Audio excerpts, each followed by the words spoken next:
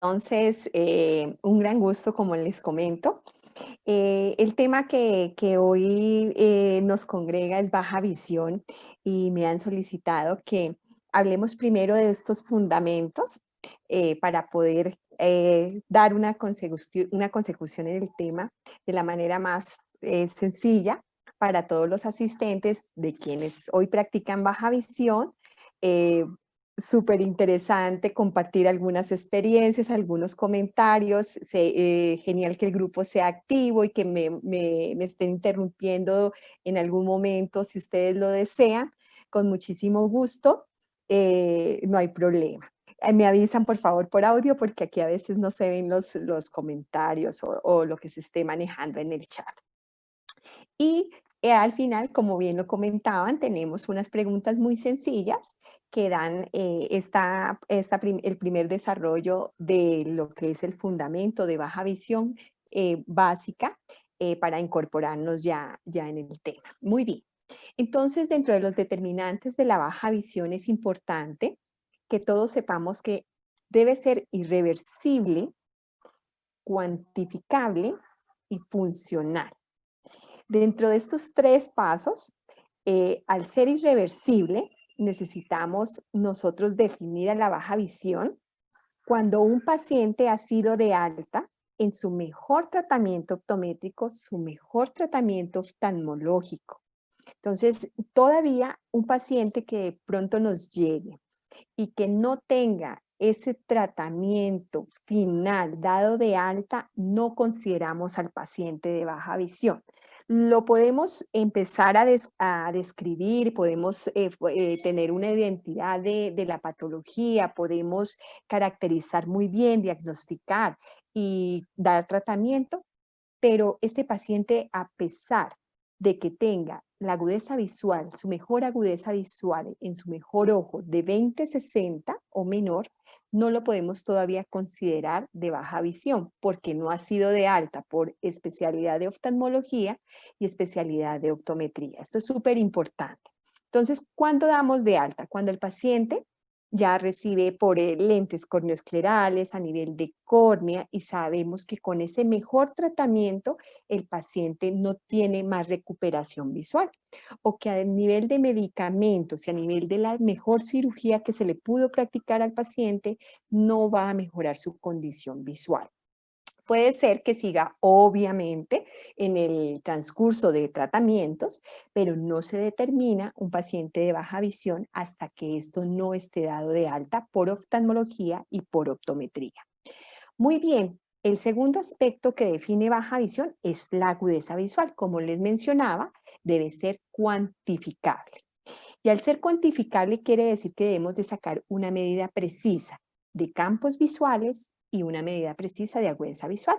Entonces, la Organización Mundial de la Salud nos estableció que la mejor agudeza visual que tiene el paciente con su mejor tratamiento no supera el 20/60 en su mejor ojo. Entonces, un ejemplo, si un paciente tiene 20/60 y 20/40, este paciente no es clasificado como baja visión. El paciente va a ser clasificado desde 20/60 en su ojo derecho y un ejemplo 20/80 en su ojo izquierdo.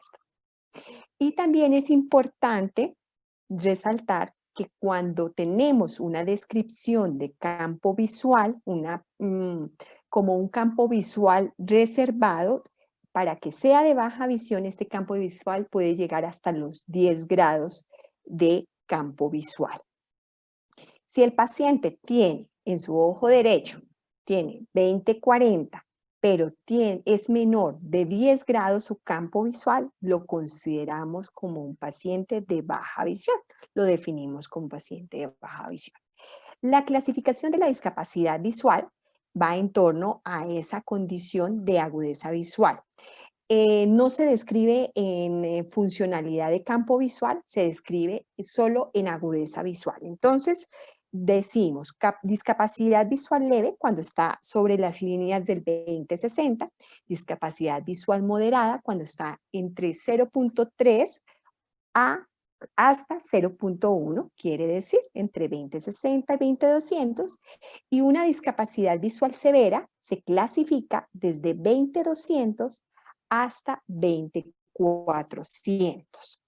Se considera ceguera legal después de 20/400 para la Organización Mundial de la Salud. En esto no nos vamos a detener porque esto es a nivel de patología, a nivel de condición hereditaria, a nivel de condición adquirida, congénita, pues tenemos un amplio espectro de condiciones que nos pueden llegar a generar una baja visión. Sin embargo, sí necesitamos tener claro que puede ser una baja visión hereditaria, congénita, adquirida y por diferentes procesos de alteraciones de citomegalovirus, rubeola, condiciones de algunos medicamentos que se toman en el embarazo, algunos alucinógenos también, y condiciones de catarata o prematures. ¿Sí? Aquí distinguimos pues otras causas de baja visión que son congénitas y que son también de tipo hereditario que nos condicionan a unos pacientes de baja visión. Algo importante que todos los optómetras y todos los que estamos en el gremio de la salud visual debemos entender cuál es la guía que queremos nosotros para el paciente de baja visión. Y muchas veces creo que aquí como les coloco, nos apabullamos y cuando nos llega el paciente de baja visión sudamos frío, no, yo no lo quiero ver, huyo para ver este paciente. No debería de ser así, ¿no? Porque nosotros podemos ser pertinentes en el momento de que le entreguemos una información oportuna al paciente y que con estas condiciones básicas que vamos a ver el día de hoy, ya nosotros podemos definir un paciente de baja visión y podemos saber y orientar a nuestro paciente.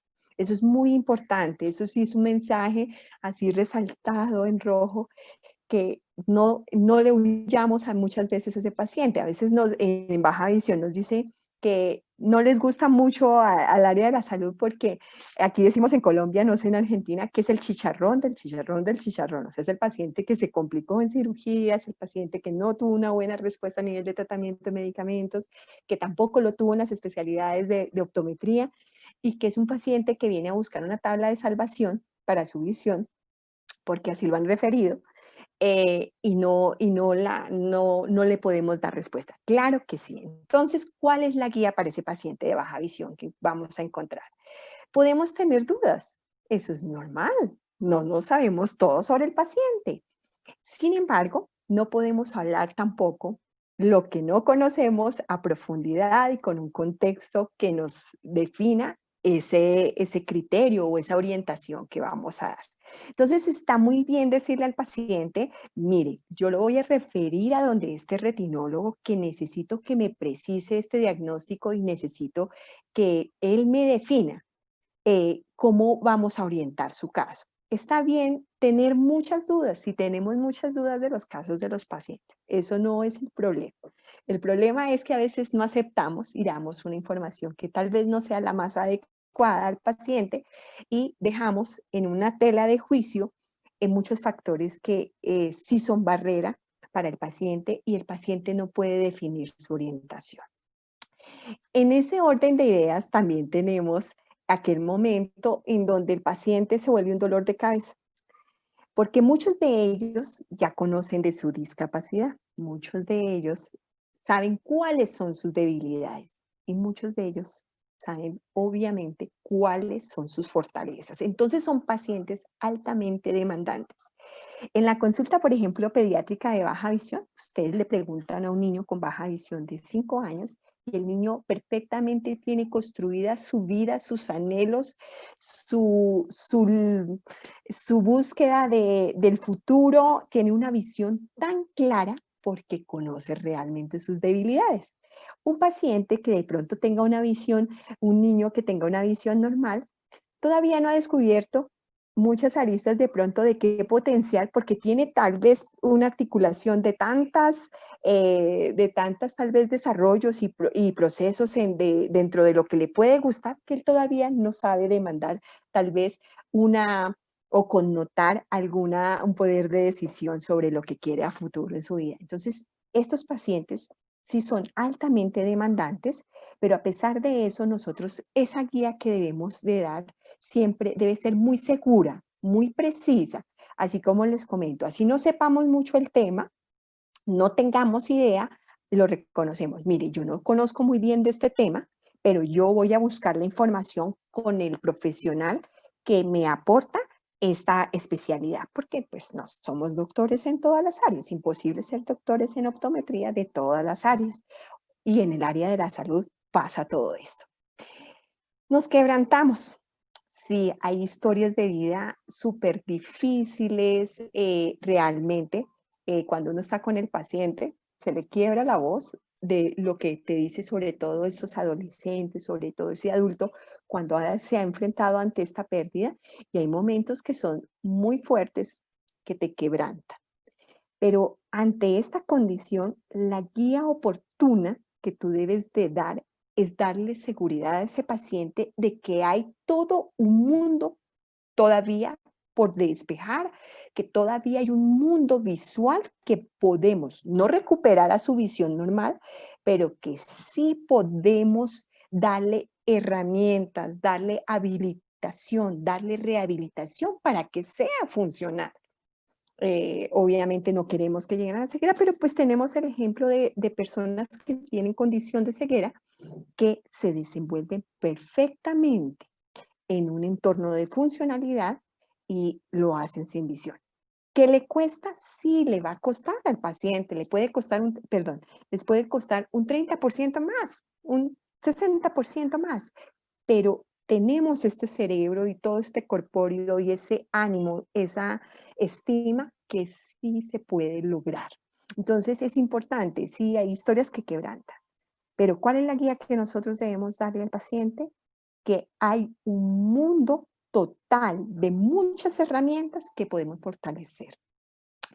Y ustedes, yo no sé si les ha pasado, algunas veces conocen algunas personas, algunos colegas que ven un -2 y le dicen, no, usted está prácticamente sin visión.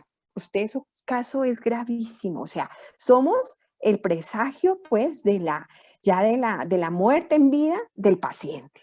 Entonces nos atrevemos a decirle, no, hasta aquí llegó su visión, no tenemos nada más que hacer, no hay nada más que hacer y le presentan un escenario tan catastrófico al paciente que el paciente, pues si se lo están diciendo su guía, su orientación de quien necesitaba la información, pues obviamente el paciente y esto no es broma, se quiere cortar las venas, o sea, son pacientes que lo entregamos a un proceso de depresión y a un proceso de suicidio. La tasa de suicidio más alta de las discapacidades es la visual, para que quede en esa relevancia tan grande. Entonces, ¿qué queremos? Esta imagen que les presento es nuestra mirada como clínicos. ¿Cuál es la guía? No se limiten. No nos atrevamos a decirle al paciente que hasta allí llega su proceso visual funcional. Realmente, miren, mi primer paciente con el doctor Roberto Valencia, él me educó en baja visión aquí también en Bogotá. Él es uno de los pioneros de la baja visión aquí en Colombia. Se educó con Fendu. Y quiero comentarles que me llegó mi paciente, un paciente de baja visión. Era una niña de 5 añitos, prótesis, esclerocórnea. Y la niña me dice el doctor, tómele visión. Y yo dentro de mi concepto y todo, pero yo ¿para qué le tomo visión a esta niña? O sea, ¿qué puedo hacer con esta niña? Esta niña ya, no hay nada que hacer. O sea, era el presagio total en esta parte de acá inferior que les muestro, era la muerte completa. O sea, yo ya había matado la visión de la niña. Pues, oh sorpresa, la niña se coloca sus patines en el consultorio, su agudeza visual de su único ojito era más o menos un 20.200 y ella patinaba en el consultorio del doctor Roberto Valencia. Entonces, cuando la veo que se coloca los patines, sí, y me dice, es más, me dice, ¿qué pasó en New York? Que con esto me toman visión. Y yo, cuando veo a la niña fue rehabilitada desde los 2 años, la comunidad de retinología no sabía dónde estaba enfocando la niña, y de los grandes expertos y todos los que habían tocado el tema, la niña ya aprendía a leer en circuito cerrado de televisión. Entonces, aquí el mundo es infinito. No sabemos cómo el cerebro, hasta ahora estamos empezando a dilucidar cómo la sinaptogénesis se da en cada uno de los tratamientos de los pacientes. Entonces, tenemos un mundo de posibilidades, tenemos un mundo desde la óptica, tenemos, mire, como tan grandes personas que ustedes los acompañan y apoyan estos espacios de la industria. eh, Tenemos magníficas oportunidades para poderle entregar al paciente. Entonces, eso es el paso. ¿Cuál es la guía?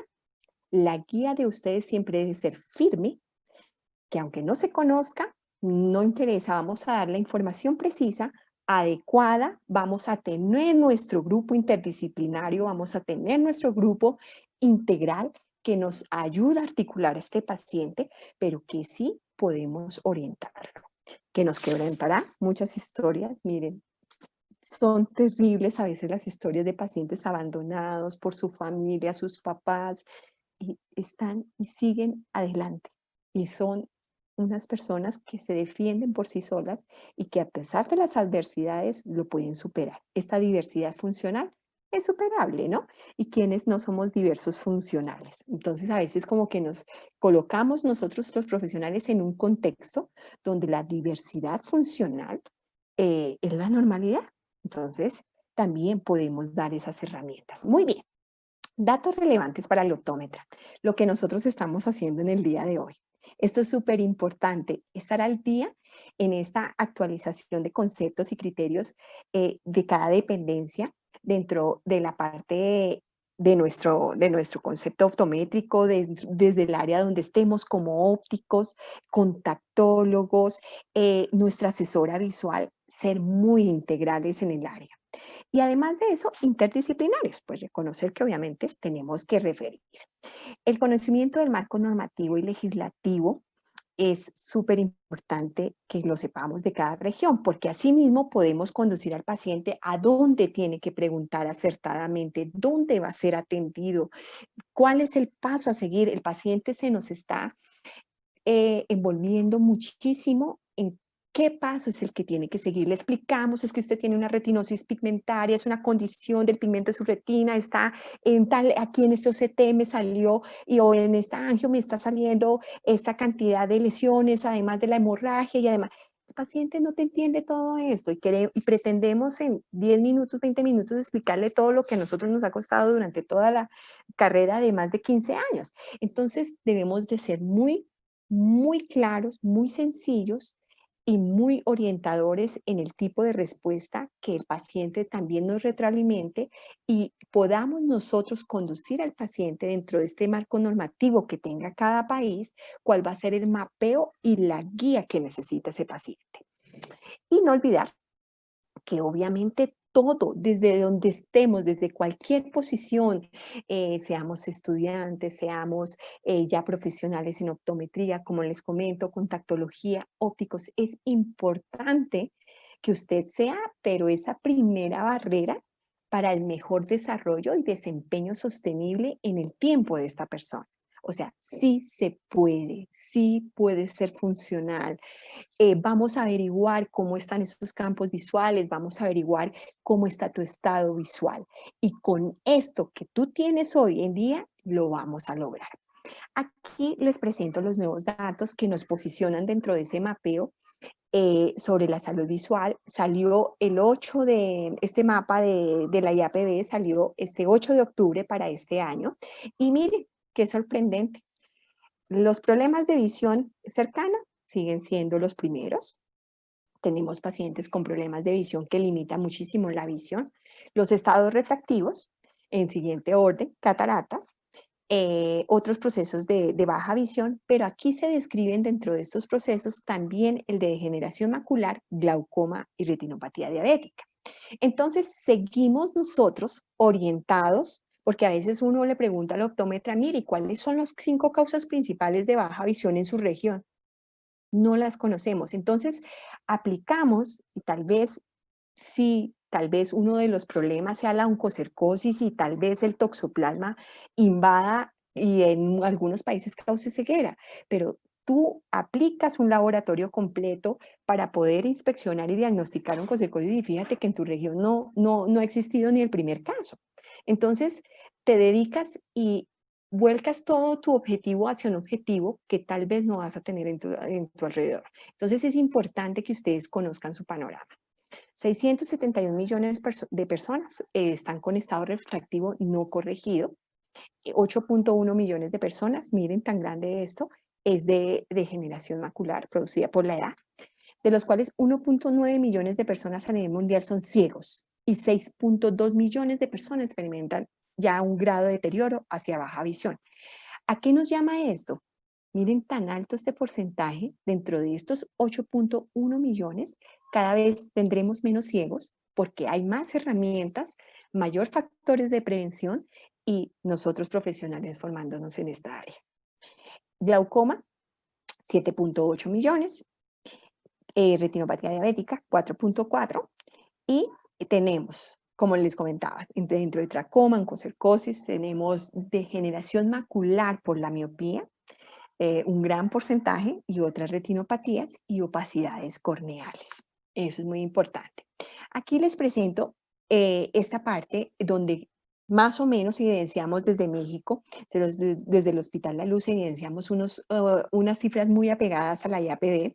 Retinopatía diabética del prematuro 10%, retinosis pigmentaria 9%, retinopatía diabética 26%, miopía patológica el 6% de la población, glaucoma 11%, Stargardt 6%, y aquí dentro de esta degeneración macular relacionada con la edad tenemos el 24% y desprendimientos de retina en un 8%.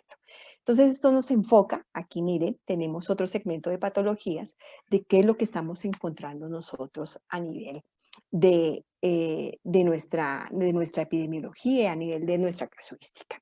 Ahora bien, ¿qué estamos usando en baja visión para poder controlar ese estado de baja visión? Miren, tenemos el 41% de unos lentes bien diagnosticados, telescopios en un 12%, ayudas electrónicas muy bajo, todavía el acceso es muy bajo y las personas todavía no están como incorporadas en las fuentes de información para rehabilitación con ayudas electrónicas, bifocales el 2%, lentes de contacto el 2%, que me parece muy poco, lentes microscópicas 17%, lupas 8% y ninguna del 17%. Ahora bien, dentro de toda esta morbilidad, ¿qué nos dicen? Que dentro de las discapacidades, la mental es el 15%, la auditiva el 18%, la motora tenemos un gran porcentaje que nos acompaña, que está del 40%, y la visual el 22%. En algunos países, en Colombia, se sucede que casi abarca el 43% de las discapacidades, ¿no? Argentina, miren, Van Lansing nos dio unos datos sobre cuánto estaba la prevalencia de estas discapacidades y nos decía que el 5.9% está dada por discapacidad visual y que 1.30% está dado por ceguera. ¿Listo? Esto fue en el 2012. Ahora ustedes van encaminados con un gran trabajo. El año pasado fue la cumbre global de la discapacidad y de allí salieron temas muy importantes, pero dentro de esto, y aquí hablamos otra vez sobre la alerta por la miopía. Entonces, ustedes ya más expertos en su población, en lo que se está produciendo, ¿qué vamos a hacer en la evaluación de baja visión? Lo primero que debemos hacer para estos pacientes es determinar una muy buena historia clínica, leer realmente todos estos aspectos de la evolución del paciente, cómo ha estado ese nivel de glicemias en el paciente, ha sido de cambios muy bruscos, este paciente tiene realmente una estabilidad metabólica importante, cómo él percibe su visión, cómo él está acercándose a determinar que su estado de salud general está condicionando su visión. Eso es muy importante. Si nosotros sabemos cuántas unidades de insulina está usando el paciente diariamente, así nosotros podemos tener también un acercamiento de su historial metabólico y poder también proyectar su baja visión. Y saber que si nosotros los estamos atendiendo, porque los atendemos a hoy con una agudeza visual de 20/200 y el paciente ya tuvo su mejor tratamiento. Pero lo que nosotros en baja visión tenemos que hacer es que este paciente no nos vaya a llegar a la ceguera. Entonces, ser esa luz y esos portadores de, como les mostraba en la primera diapositiva, nosotros somos esa luz que le vamos a dar a los pacientes a que se mantenga y que esa visión de sombras ojalá no llegue, ¿no? Nuestros pacientes. Importante, esto ya lo saben ustedes como información general, pero cometemos muchos errores en esto. No le preguntamos al paciente cuándo fue la última visita de su retinólogo, no le preguntamos hace cuánto fue el último episodio de su tratamiento, cuál fue su inyección intravítrea, su antiangiogénico que sí le funcionó y que notó una gran mejoría. No le preguntamos al paciente esos datos como tan certeros que nos van a ayudar a que proyectar una mejor consulta para el paciente. Muy bien. Dentro de estos datos es importantísimo saber cómo se ha conducido en el tiempo el deterioro visual, cómo lo percibe el paciente. Dice, no, yo cada vez más ciego, cada vez más ciego, pero bueno, cuénteme usted, si esto ha sido hace un mes, tenemos que ser muy precisos en el tiempo, porque si lo dejamos abierto, cuando llegue alguien a valorar esta historia clínica, no sabemos cuáles han sido los últimos cambios del paciente. Y en estos pacientes ustedes saben que estamos en emergencia 911 permanentemente, sobre todo cuando las condiciones son más adquiridas y cuando las condiciones se han producido por procesos de algunos tratamientos quirúrgicos y, como les comento, de condiciones metabólicas.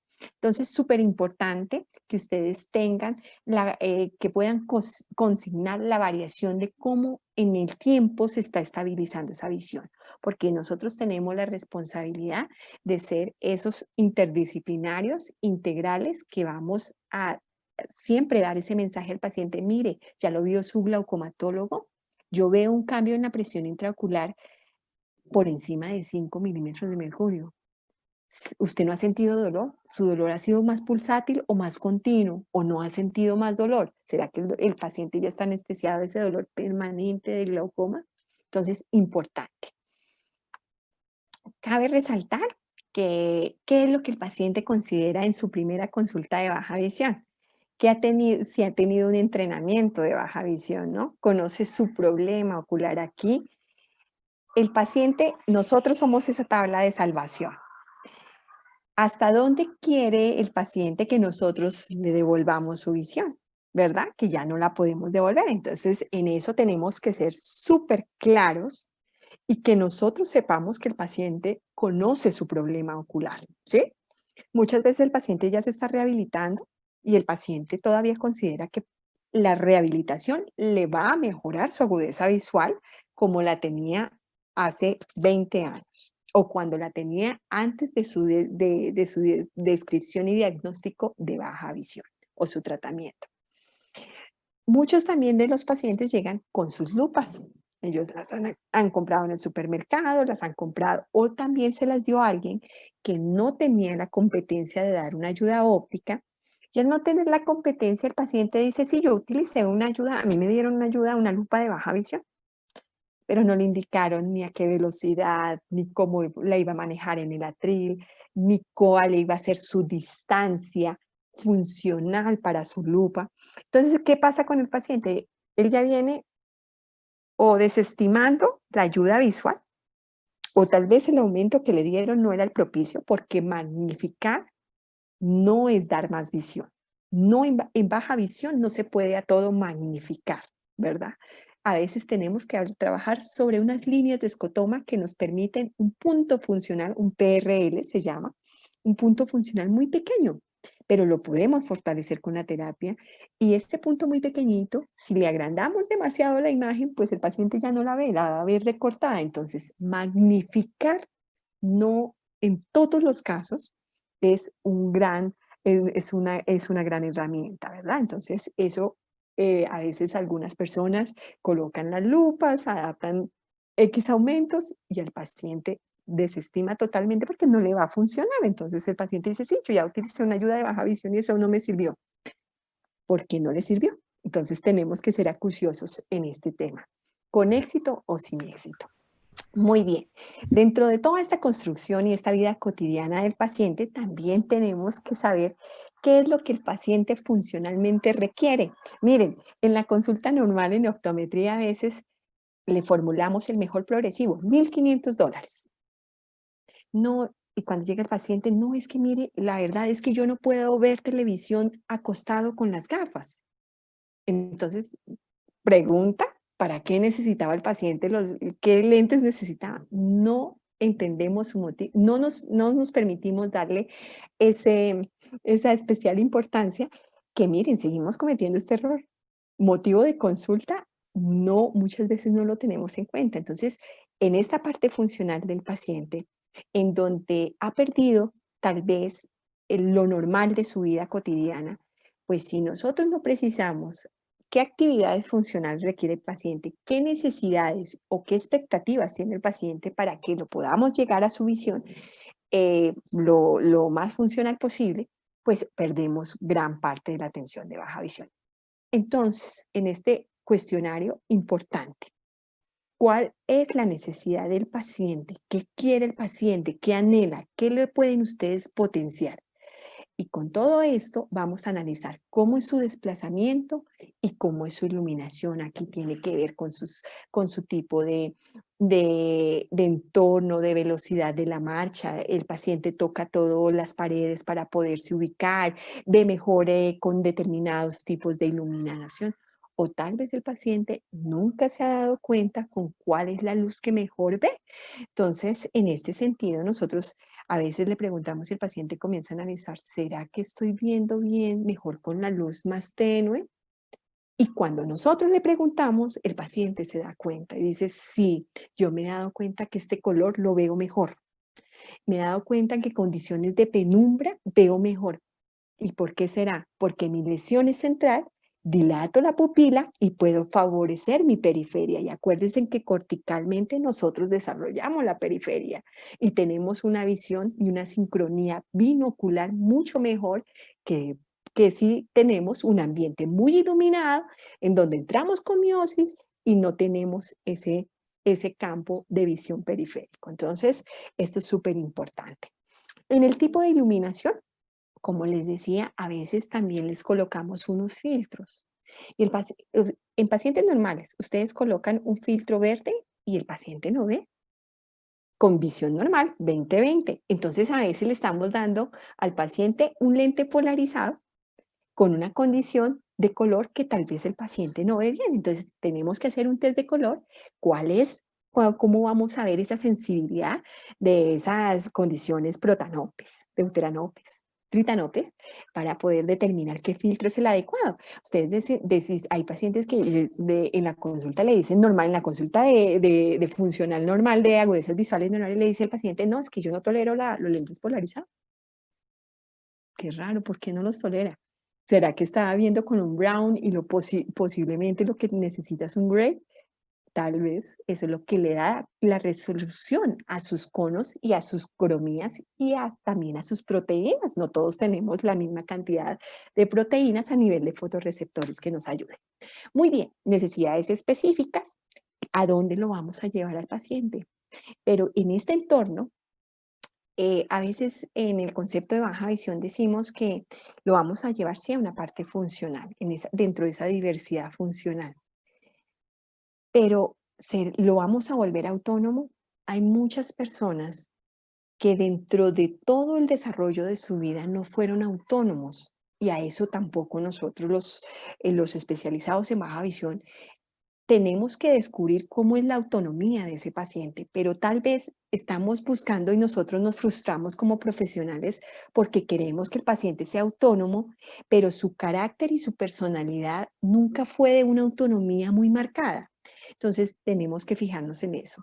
Creería que el concepto bien dentro de la independencia y de la autonomía, nosotros no somos realmente responsables de 40 años de un tipo de vida que ha llevado a la persona, que no ha sido independiente, tal vez ha sido muy dependiente de su esposo toda la vida, muy dependiente de sus hijos o de su hermano o de sus familiares o tal vez de sus amigos. Entonces, hay que medir cuál es la funcionalidad que sí les damos en baja visión.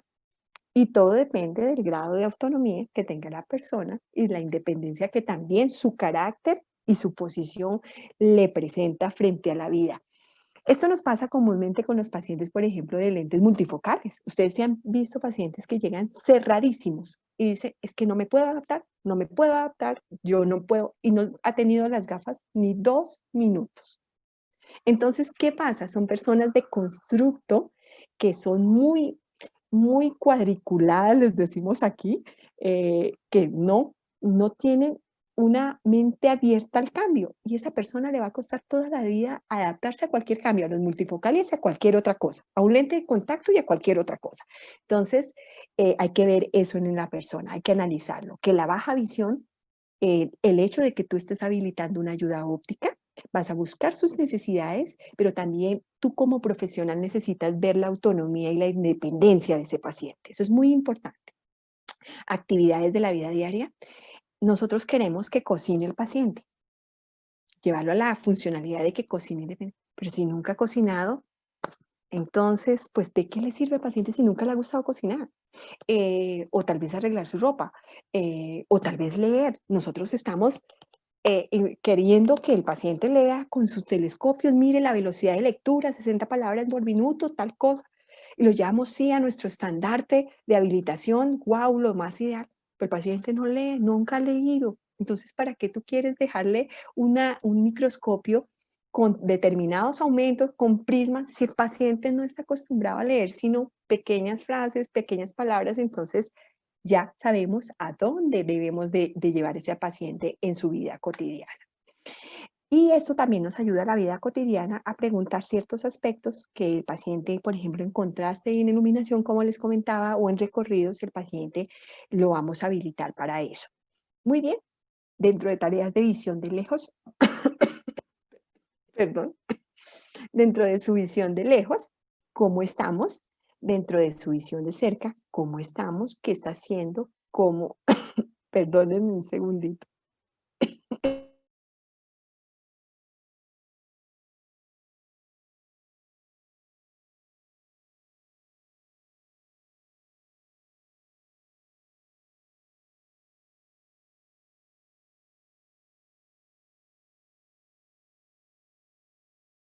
Mil disculpas. ¿Cómo dentro de este entorno el paciente se encuentra, para qué actividades y para qué lo queremos nosotros llevar? Por tal vez las apps nos ayudan muchísimo en los pacientes jóvenes, en personas que han estado en un rol muy apegado a la informática, a las ayudas tecnológicas, pero si llegamos a una señora que tal vez lo único que le interesa es leer, pues entonces tal vez tenemos que reposicionar ese cuestionario de cuáles son las actividades de cerca que ella quiere hacer, ¿sí?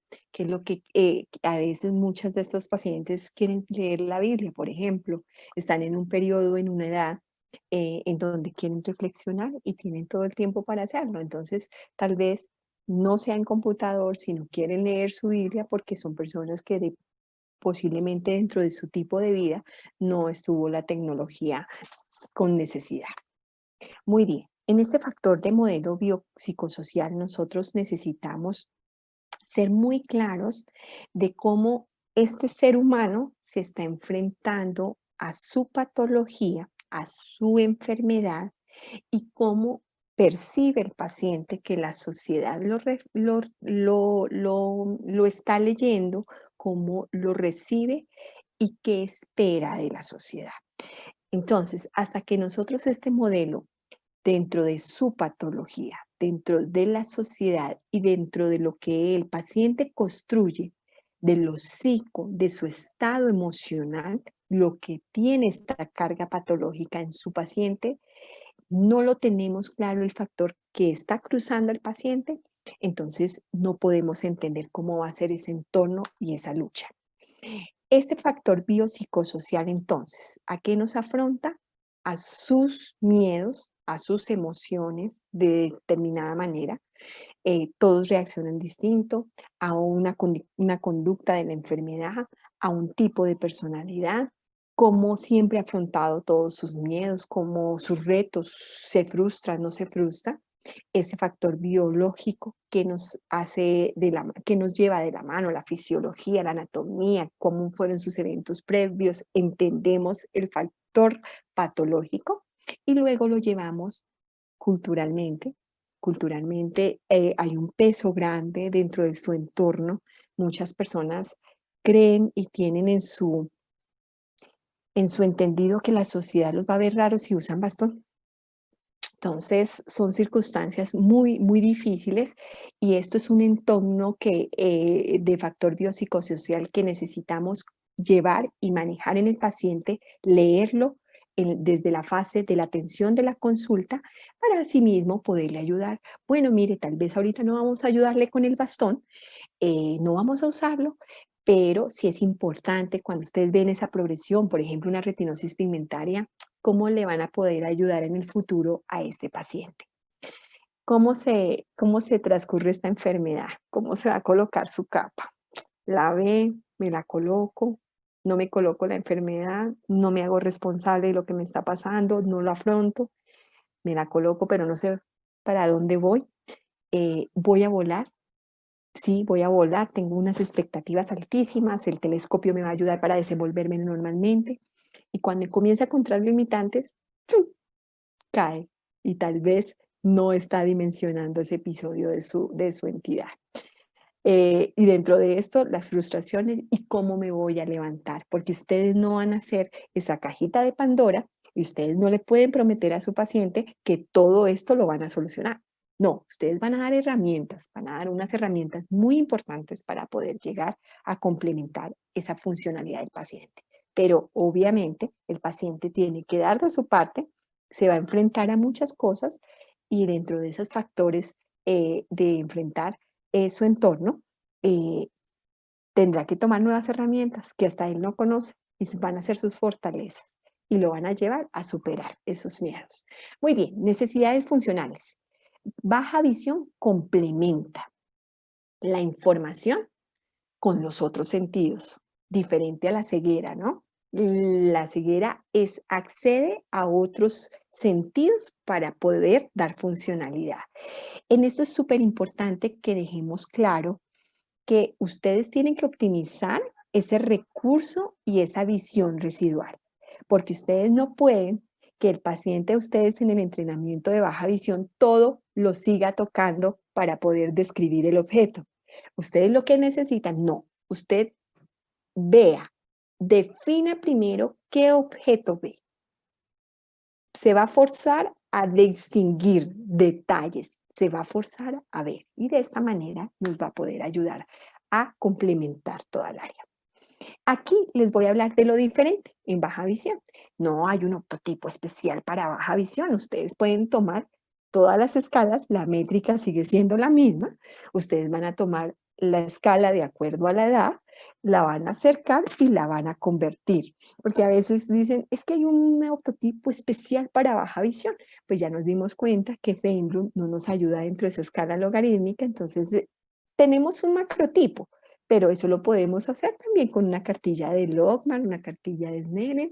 Podemos tener la compensación de la distancia y ahí convertimos la unidad de medida, pero esa métrica sigue siendo 20/20 desde ese mínimo ángulo de resolución, mínimo visible, y desde ahí parte todo, porque a veces nos limitamos, no puedo ver a este paciente de baja visión porque no tengo la cartilla especial de baja visión, no, cartilla especial de baja visión, pues no es que sea considerada dentro de estos macrotipos, tal vez está estos diseños, pero la escala sigue siendo la misma. Usted puede construir un macrotipo dentro de su propia cartilla de 6 metros, acercándolo al paciente. Así de sencillo.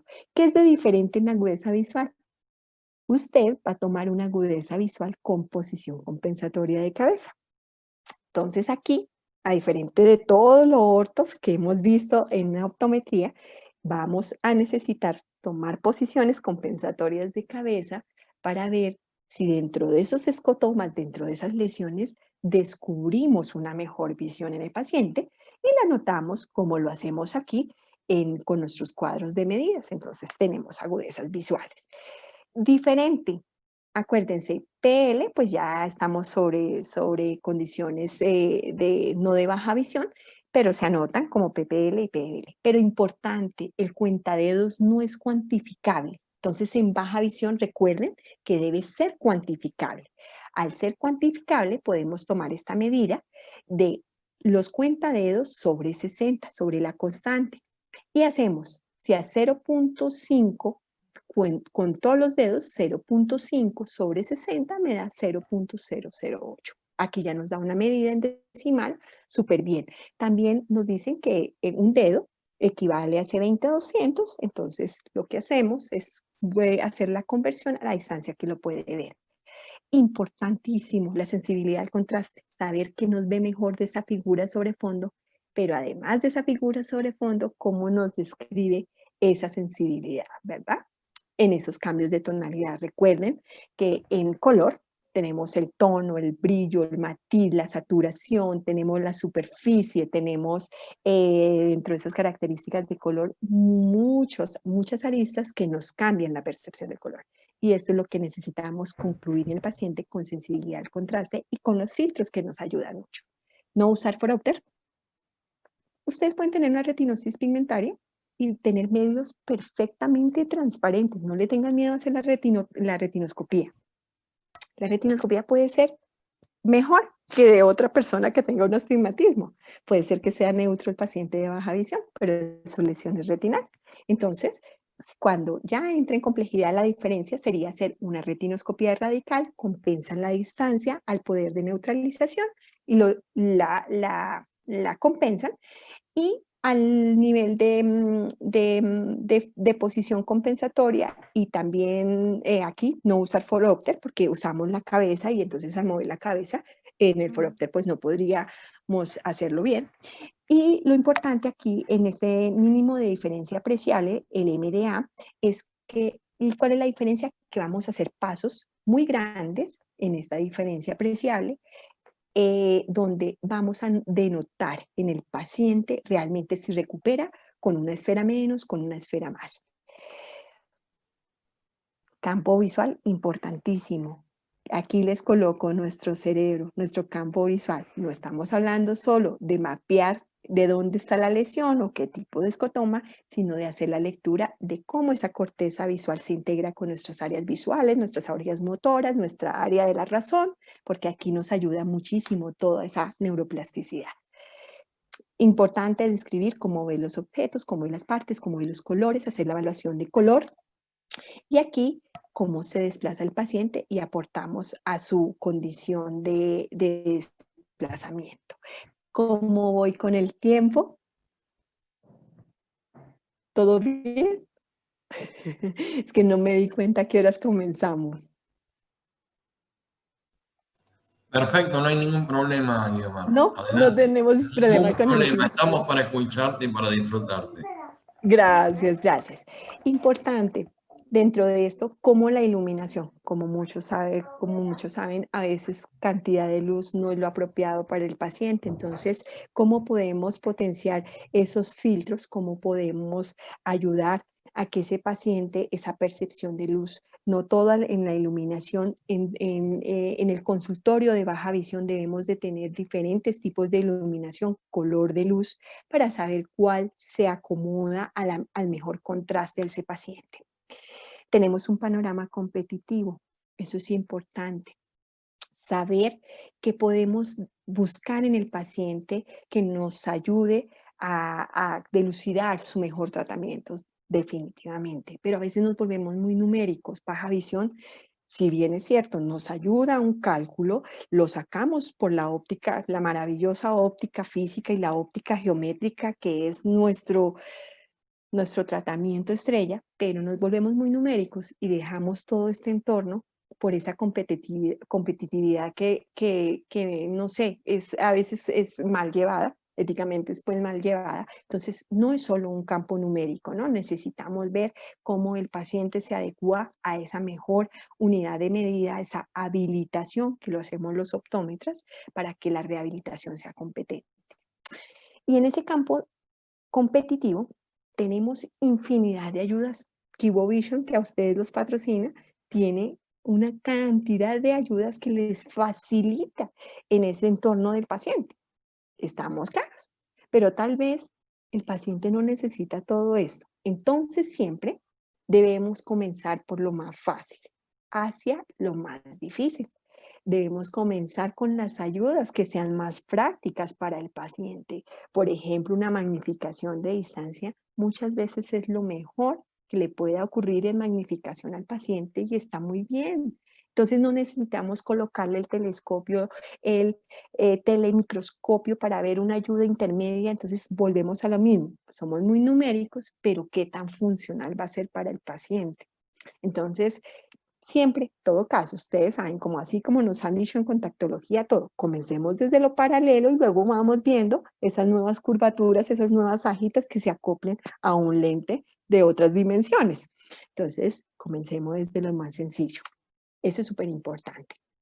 Ayudas para baja visión, pues yo creo que ustedes han tenido en todo, en todas sus capacitaciones cuáles son las ayudas ópticas, pero es importante que definamos anteojos lupa, la lupa con patas o con varillas, las lupas que tenemos para las condiciones de uso, de soporte y de mano, los telescopios, los amplificadores de video, que son las electrónicas. Debemos definir dentro de esas ayudas ópticas qué es lo monocular y qué es lo binocular que podemos adaptar al paciente. No todo va a ser monocular, lo binocular es sorprendente. Hablamos de esta corteza. Miren que ustedes a veces le toman la agudeza visual al paciente de baja visión, tiene 20, 150, 80. Entonces dicen, pues ante una diferencia tan grande, ya esta imagen es tan iconia que se convierte en el paciente. Cuando ustedes le colocan al paciente la binocularidad, ambos ojos, 20-60, 20-40. Y ustedes dicen, pero binocularmente se supone que no está llegando la imagen. Recuérdense que hay una periferia y tenemos una corteza que habilita muchos campos binoculares. Entonces, siempre tengamos en cuenta esa función binocular, hasta dónde la podemos rescatar. El paciente mantuvo toda su vida un desempeño de una rivalidad retiniana y esa rivalidad retiniana, esa área de pan, es la que nos va a fortalecer en estos tratamientos binoculares. Entonces puede ser que a veces la visión es tan pobre de un ojo con respecto al otro que ni modo nos toca esmerinar el lente, ocluirlo para que vea solo por un solo ojito. Sucede en baja visión obviamente, pero fijémonos qué necesita realmente el paciente y qué podemos recuperar. Las ayudas no ópticas, lo que les comentaba, el contraste, la iluminación. Nosotros tenemos que dejar muy claro en el paciente cuál es la cantidad de luz que vamos a provisionar, tanto en su interior como en su exterior. Tenemos que hacer varias pruebas en diferentes horas del día para crear la armonía en el paciente. Tal vez necesitemos más de una densidad de filtro para ello, ¿verdad? Y crearle la facilidad al entorno del paciente. Por ejemplo, un cambio, el color que más ve es el rojo, entonces si le colocamos en el sillón un cojín rojo, pues nos va a ayudar a que el paciente se desplace mucho mejor y no se esté estrellando con el sillón blanco, que es tan prolijo, tan bonito, tan de vanguardia, pero se estrella todos los días el paciente con el mismo sillón blanco. Entonces hay que hacerles la vida fácil. Muy bien. Dentro de los tipos de magnificación que le damos, y lo que les comentaba, debemos de comenzar desde lo más fácil hacia lo más difícil. La magnificación o las amplificaciones relativas al tamaño son súper importantes. ¿Qué tanto puedo apropiar a macrotipo? Me ayuda para que el paciente no use un microscopio, por ejemplo. No estemos adaptándola a una distancia muy corta. Con las mismas ayudas ópticas. Le hacemos el mundo fácil si el paciente puede escribir con un papel pautado o entregamos tal vez una descripción de tamaño de 2 cm o Times Roman de 14 y el paciente ya nos ve bien. Entonces, la magnificación relativa al tamaño es muy usada en baja visión. La de la distancia, magnificamos por distancia. Tal vez el paciente tiene 20, 200 y 20/100. Y él quiere ver televisión. Entonces, calculémosles la diagonal de su pantalla y lo acercamos a su entorno para que sea un 20/50. Le disminuimos su distancia y dejamos paciente tranquilo, que la distancia va a ser su magnificación y no necesita estar usando otra ayuda óptica porque tal vez su baja visión no es tan severa y le ayudamos muchísimo al paciente a que use esa herramienta. La magnificación a distancia es una de las magnificaciones que más uso en mi consulta de baja visión. Así de sencillo. Amplificamos la imagen para que en la retina se vea más grande. Y ya cuando hablamos de magnificaciones angulares, hablamos de un cambio de ese ángulo, de ese minuto de arco subtendido a ese ángulo de resolución de una imagen puntual objeto a una puntal focal imagen. La literatura nos dice que son magnificaciones angulares, pero si yo acerco un texto, yo estoy haciendo un cambio angular dentro de la óptica de mi ojo. Creería que es angular también. Y también considero que una magnificación por tamaño, al agrandar la letra, estoy haciendo una magnificación angular. Pero las definen magnificaciones angulares cuando me ayudo de una óptica de microscopio para visión próxima, como en este caso. Tenemos diferentes microscopios, lentes prismadas para ver de cerca, el microscopio, magnificación angular para ver de cerca, de proyección para condición de visión lejana. También podemos proyectarlo, es un tipo de magnificación. Y aquí en la anterior quería mostrarles que también tenemos de magnificación, pues esta me quedó aparte.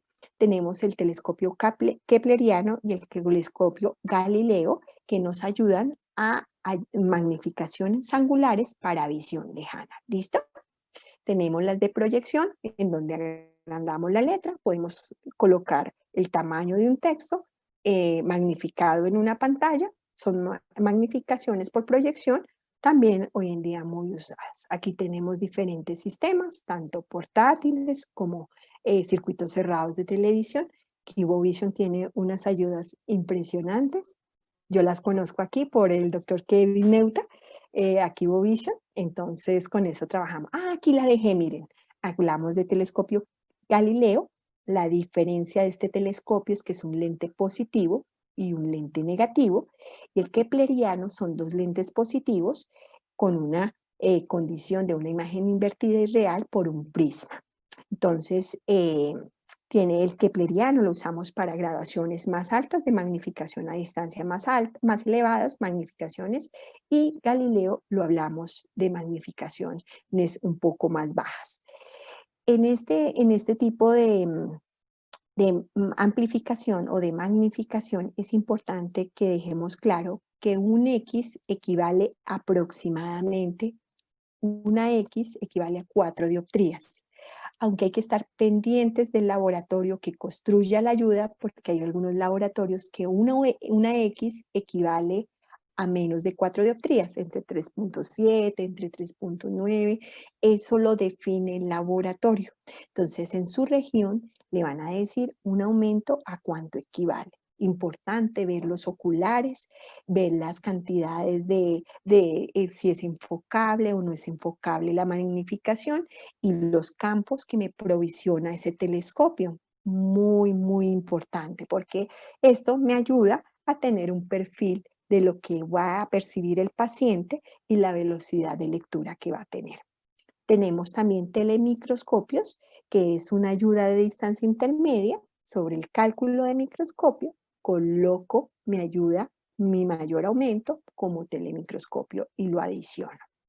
Muy bien, filtros de diferentes densidades. Aquí, como les comento, hay que tener esa caja de pruebas de filtros que nos ayude a definir tanto a determinada iluminación cuál es el filtro que mejor resolución nos da en lo cromático. Tipos de iluminación: incandescente, fluorescente o nuestras nuevas luces LED, con qué trabaja mejor el paciente, con qué luces. A veces he tenido que colocarles unos papeles de color a la luz y así ven muchísimo mejor. y no les tenemos los filtros de gafitas y a veces los dejamos muy tranquilos sin la necesidad de filtros. Importante, cómo le estamos adecuando su entorno.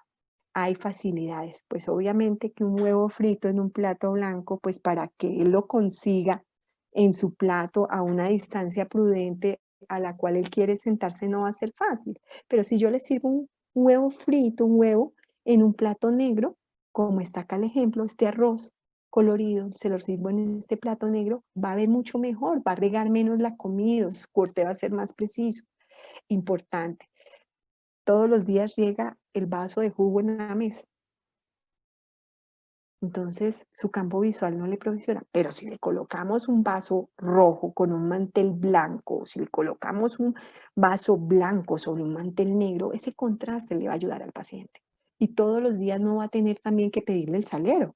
Si ustedes le provisionan a ese paciente en su entorno, bueno, aunque ya sal no debemos de consumir, digamos que la pimienta, pero si el paciente el color que mejor ve va a ser rojo, sobre ese fondo blanco, nosotros vamos a percibir dentro de esa descripción de color que necesita el paciente.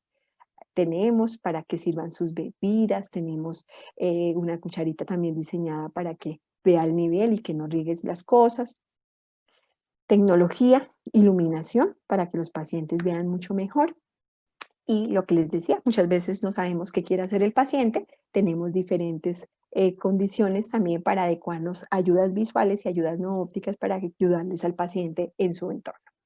Tecnologías importantísimas, que software, sobre todo a los chicos, a los jóvenes, a los estudiantes, qué herramienta de software podemos complementar para su aprendizaje, cuáles son los dispositivos de asistencia que tenemos, braille, tenemos ahora unas herramientas que, por ejemplo, este nos da voz de lo que está leyendo, aplicado a cualquier sistema, celulares, cualquier sistema de computadoras, Windows 7, 10, el que sea, se adecúa al software que necesiten, a su procesador.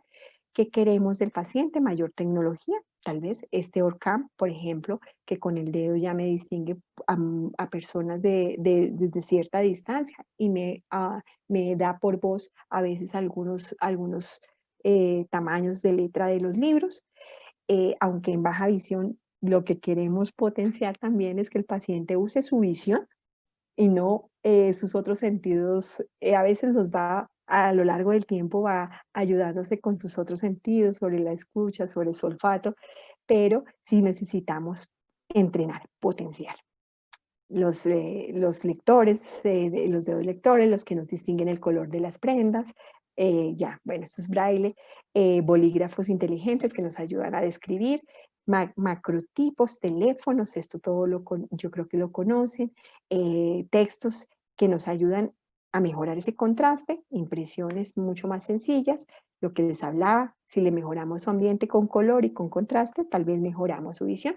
Y no nos olvidemos, ahorita están estos bastones pues ya no son bastones, son para colocar en la mano y que nos ayuden a alertar sobre, por ejemplo, el paciente tenga un campo traviesa en lugares desconocidos y le ayude a su marcha y le ayude y les provisione, por ejemplo, a dónde quiere llegar. Ya tiene su GPS incorporado. Esta manilla Zuno salió de un diseñador de México, muy interesante para que no se estrellen con cosas, sobre todo también en objetos muy altos. Nos ayudan, estos son los bastones que nos guardan vibrador y nos alertan sobre los pasos peligrosos. Y bueno, dentro de este equipo multidisciplinar, ¿qué necesitamos? Necesitamos a un optómetra que clasifique esa baja visión, que la habilite. Necesitamos al oftalmólogo especialista en baja visión que siga con los controles del paciente. Necesitamos un psicólogo que nos determine la baja visión. El rehabilitador visual es independiente de lo que hace el habilitador visual. Muchas veces les toca a los optómetras hacer un papel de rehabilitadores, pero en realidad esto debemos dejarlo a las personas entrenadas para hacer rehabilitación visual. Y nosotros nos dedicamos a el contexto de entender cómo va a ser la visión del paciente y hacer ese cálculo y ese seguimiento patológico del paciente de acuerdo a su visión y de acuerdo a su espacio sensorial. Pero sí es importante que la rehabilitadora, los rehabilitadores tienen su conocimiento en el campo y en este campo multidisciplinario es importante también respetar. Nosotros entendemos de velocidad, de movimiento, posición de escotomas, posición compensatoria de cabeza, pero el rehabilitador tiene un entrenamiento que nosotros lo guiamos y lo orientamos con los datos que estamos sacando para que él potencie toda esa área funcional. ¿Listo? Eso, a ese, como decimos por aquí, zapatero a tu zapato. Y trabajador social para que lo incorpore, para que haga esa inclusión, para que reconozca y lo lleve y potencie esa independencia y esa, como les comento, ese engranaje perfecto dentro de lo que el paciente necesita funcionalmente y su nueva diversidad. En integral interdisciplinario somos una pieza, unas fichas, el equipo, el uno sin el otro no puede funcionar. O sea, no, todos debemos estar súper conectados. Y en esto sí quiero decirles que dentro del proceso de bajar visión, rehabilitación, los procesos de aprendizaje, los procesos laborales, los procesos culturales y los procesos deportivos son eh, la causante de que todos se lleven a feliz término y se dé mayor aprovechamiento, pero si nuestro lenguaje es asertivo. Todas estas interdisciplinas deben de estar súper comunicadas y nunca olvidarse de que de pronto pueda usted dar un aumento como habilitador optómetra, pero el rehabilitador le dice, mire, él no alcanzó a leer, no alcanzó a tener esta velocidad de lectura. ¿Será que si disminuimos este aumento, él me pueda mejorar en la velocidad? Le disminuimos un poco de visión, pero me va a llegar a tener una mejor velocidad y va a ser más satisfactorio para él y no lo va a frustrar en su primer entrenamiento. Entonces, si tenemos un lenguaje claro, si detectamos depresión en el paciente, no todo paciente tiene una fase de depresión. Entonces, dentro de ese factor psicosocial, el estado depresivo que estamos leyendo está dañando todo su entorno porque ya le decimos depresión a que estuvo triste el paciente.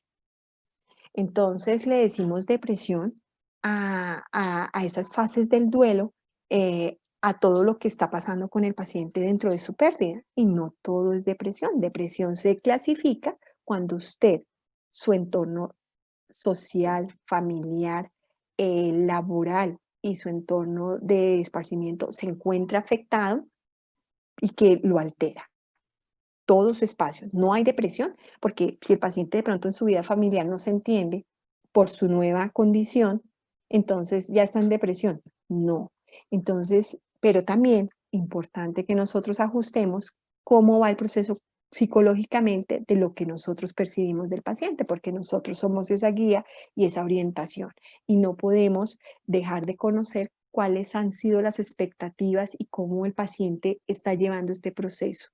Y si no tenemos, obviamente, ese engranaje, ese lenguaje asertivo entre un profesional y el otro, el paciente lo podemos perder y lo podemos frustrar grandemente. Muy bien, aquí un poco más de lo que necesitamos de adiestramiento para los pacientes y dentro del componente de la rehabilitación, desde la ONU, ¿qué nos emana? La ONU nos emana desde el artículo 18 de la ley 361, que desde el 97 se habla de una rehabilitación integral. O sea, Naciones Unidas, Derechos Humanos, nos define dentro de este entorno de personas con discapacidad que deben de ser rehabilitadas. Entonces nosotros tenemos que saber, de acuerdo a nuestra normativa, qué necesitamos para ofrecerle al paciente. El componente de trabajo social es el que me da la autogestión. Entonces, el trabajador social me va a definir, de acuerdo a la funcionalidad que le estoy dando, cuál es la autogestión y la capacidad. Nosotros aquí ya lo engranamos con el CIF, que es el Código Internacional de Funcionalidad, para poder llevar a estos pacientes a la inclusión y poder llevar a los pacientes a su entorno también de autosuficiencia, ¿verdad? Muy bien. ¿Qué vamos a ver en la rehabilitación? El componente físico, cómo lo vamos a orientar, cómo va a tener esa movilidad, cómo es el aprestamiento físico. Y aquí quiero dejar este mensaje importante también. Nosotros creemos que el paciente no va a lograr determinadas funciones o determinada funcionalidad. Miren, aquí estuve un tiempo en el CRAC, en el Centro de Rehabilitación de Adultos Ciegos, y lo que más me sorprendió es que un niño con rehabilitación, un niño ciego, en el campo de juegos, ustedes encontrarán columpios, encontrarán saltarines, encontrarán un entorno normal, hagan cuenta, como un centro de juego para niños normal. Y un niño ciego lo reconoce prácticamente, me decía la rehabilitadora, ya reconoce todo su entorno para estar saltando en todo lado a los 2, 3 días. Entonces, ¿qué tiene nuestro potencial, nuestra mente, nuestra percepción y nuestro espacio? Y más en baja visión para poder tener este adiestramiento físico del paciente ilimitado, ilimitado, así como lo vemos en terapia visual. Aquí, a ellos hay que enseñarles, obviamente hay que manejar esas distancias, de pronto cuando se va a cocinar, el fuego, cómo se va a colocar, cómo va a colocar ahora las cosas en su baño para que las pueda distinguir fácilmente, un tapón, un champú de diferente tapón, esto va a estar a la derecha, no le vamos a cambiar los objetos en la casa al paciente porque se nos va a estrellar, tal vez el diseño a la familia le encante, les cambió el entorno, pero el paciente de baja visión necesita tener determinados objetos, sobre todo el de baja visión severa, siempre en el mismo lugar y que si se cambian, nosotros debemos de ver que se provisione una marcha continua sin peligro en su casa, en su propia casa. Entonces, esto es muy importante para también educar a las familias. En el componente de comunicación, braille a personas de baja visión, de moderada a severa, cuando vemos que una retinosis pigmentaria puede seguir anulando visión, donde vemos también en patologías adquiridas por el paciente que la visión se puede llegar a perder, entonces de baja visión ya moderada a severa, empezamos a los pacientes a entrenarlos en la parte del área de comunicación, también con braille para su desempeño de rehabilitación posterior con mayor pérdida visual. En el sensorio perceptual y cognitivo, nosotros vamos a habilitar al paciente cuando es sobre todo baja visión moderada a severa, de qué más se puede ayudar para distinguir los objetos más fácil y para que el paciente tenga como que cómo desenvolverse cuando tal vez el objeto no sea muy fácil de distinguir. Así se hace un aprestamiento también manual, a veces ayuda muchísimo para ellos a conocer su tacto. Si nosotros comparamos el tacto de una persona que está acostumbrada a leer braille a nosotros que no hemos aprendido a tocar y tener la sensibilidad, miren, la sensibilidad es la potencia que ellos tienen a nivel de lo que entrenan todas sus terminales nerviosas para poderlo hacer. Es increíble. Entonces, ese aprestamiento manual cambia, esa condición perceptiva cambia y eso les ayuda bastante cuando es, como les digo, de moderado a severo. Unidades de inclusión, lo que les comentaba. En tecnología, diagnóstico, tratamiento y rehabilitación, aquí les traigo este doctor con el trabajo, con el doctor Donald Fleischer por Charity Vision. Él es un oftalmólogo de muchos años de experiencia en esto que se llama los PRL. Los PRL son las áreas en donde nosotros podemos fortalecer la visión del paciente en baja visión y ¿qué es lo que buscamos con los PRL? Buscamos buscar la estabilidad de la fijación en ese pequeño punto donde podemos tener todavía visión, una buena visión. Les enseñamos a tener una habilidad de persecución y la habilidad sacádica para que en un momento dado de velocidad el paciente perfectamente pueda usar ese punto retinal o locus retinal preferente. O sea, es el punto de fijación extrafoveal que el paciente usa para ver en baja visión. Entonces, aquí han salido varios estudios, entonces, de estos PRL y estas líneas de entrenamiento, él lleva un estudio con la Universidad de Kansas y él hizo un estudio donde nos presentó un escotoma les presentó un escotoma a personas que tenían visión normal y se dio cuenta que el paciente con entrenamiento, el cerebro tiene una persona, les estaba hablando, una persona que tenga una visión normal. Les colocaron unos escotomas centrales. Y con estos escotomas centrales que no tenía posibilidad de fijación, querían saber cuánto el cerebro y la retina, con esa disparidad, fortalecía un punto extrafoveal para tener una sacada, una fijación mantenida en el tiempo y un cambio en el proceso de la velocidad. Y se dieron cuenta que el cerebro es tan hábil que más o menos en líneas de tratamiento, con entrenamiento de 20 minutos cada día, aproximadamente en 2 horas, el cerebro adecúa su nuevo punto retinal, lo entrena y estabiliza. Entonces, pues esto es son unos grandes resultados que nos da grandes esperanzas, pero también nos deja algo muy claro, que si nosotros provisionamos y fortalecemos un punto extrarretinal, un punto de fijación extrafoveal, que no es el de mejor visión, estoy fortaleciendo un punto que tal vez el paciente no me va a dar mi mejor funcionalidad. Entonces, a veces cuando nos atrevemos a colocar un telescopio y un aumento y una lupa, el cerebro se está entrenando. Estoy habilitando nuevos espacios. Entonces, cuando hago eso, pues deterioro tal vez el desempeño de la funcionalidad del paciente. Por eso, el habilitar una lupa, el habilitar un telescopio, no sé, porque a veces muchos profesionales lo han visto como que es colocarle un aumento al paciente. Y aquí estos exámenes nos reflejan de cuáles son los puntos de fijación, los múltiples puntos de fijación con microperimetría. Por ejemplo, en este paciente, en este caso con constricción de un glaucoma avanzado, cómo el paciente comienza a refijar y no es precisamente por la fobia, ¿no? Entonces, diferentes escotomas, esta microperimetría nos ayuda a ver por dónde el paciente está fijando y no todo es lo que parece. Miren, esto 20-70, esto 20-70.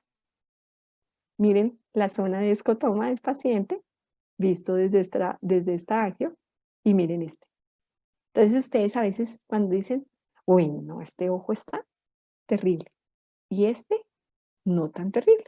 Pero cuando ya lo vemos a fondo, vemos las zonas de lesión, vemos las sacadas que el paciente tiene, el mantenimiento, los islotes preservados, nos damos cuenta que el paciente va a tener más recuperación. Ustedes pueden ver un agujero macular de 3 milímetros y yo los he tenido mis pacientes en seguimiento con unos telescopios de agudeza visual de 20-25.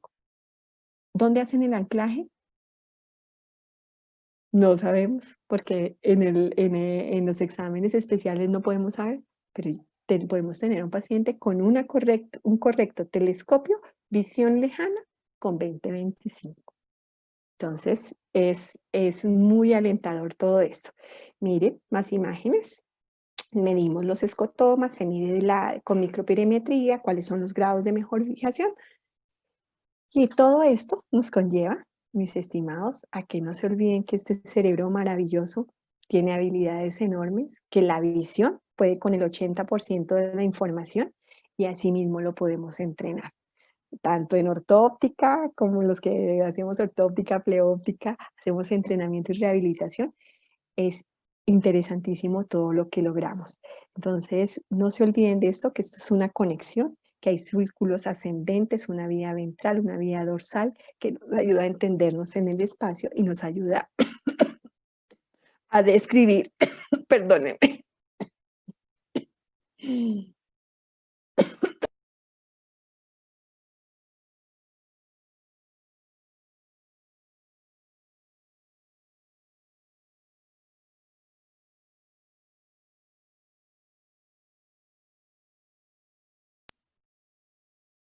Que nos ayudan a describir esas funciones más necesarias.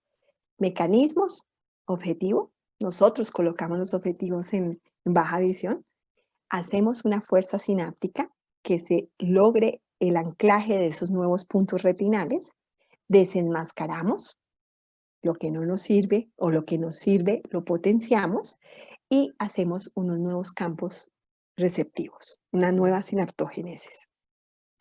En esto van a encontrar bastante información, cómo se desarrolla la estimulación cerebral. En Memphis tuve la gran oportunidad de asistir a la clínica de rehabilitación tanto para terapia visual como en accidente cerebrovascular, otras condiciones de lesión cerebral, y es impresionante lo que ellos tienen de resultados sobre la rehabilitación y la recuperación que tienen las pacientes. Atención conductual, todo es una conducta, así desde un multifocal, desde un lente de contacto con monovisión, desde una ayuda óptica, desde un filtro, todo es una atención conductual. ¿Por qué? Porque hacemos una terapia visual activa, porque hacemos un funcionamiento visual desde lo consciente hacia lo inconsciente. ¿Qué programamos en un multifocal? Por ejemplo, lo hacemos consciente de que tiene una aberración periférica, que tiene que delimitar sus diferentes campos de visión, pero lo hacemos inconsciente cuando el paciente lo usa, aprende a mover su cabeza y aprende a tener sus distancias. Lo hacemos inconsciente, entonces damos unas respuestas, damos un procedimiento de retroalimentación y este paciente deberá seguir usando sus lentes multifocales para seguir teniendo una buena respuesta y un buen desempeño.